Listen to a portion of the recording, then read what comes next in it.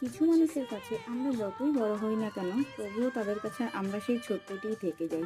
ঠিক যেমন আমাদের বাবা মা। আর এই যে দেখো আমার দিদি, এত বড় হয়ে গেছি, তবুও তার ধারণা আমি নাকি রাস্তা পার হতে পারবো না, আমার হাত ধরে রাস্তা পার করছে। দেখো দিদির সঙ্গে কোনো আমার কিন্তু রক্তের সম্পর্ক নয়, কিন্তু তবুও এত অল্প সময়ে যে এতটা ভালোবাসা পেয়েছি আর এতটাই মনের কাছাকাছি হয়েছি, সত্যি বলতে রক্তের সম্পর্ক থাকলেও বোধহয় আমাদের সম্পর্কের মতন এতটা মজবুত হতো কিনা আমার সন্দেহ আছে। আসল কথাটা কি জানো তো, ভালোবাসতে হলে একটা ভালো মনের দরকার হয়। কোনো রক্তের সম্পর্ক থাকা বা না থাকা সেটা কিন্তু জরুরি নয়।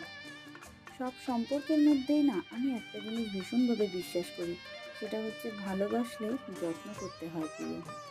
তো আজকের সন্ধ্যাটা আমরা এভাবেই চাউমিন, একটু চিকেন পকোড়া এগুলো খেয়ে মজা করে দিন কাটালাম।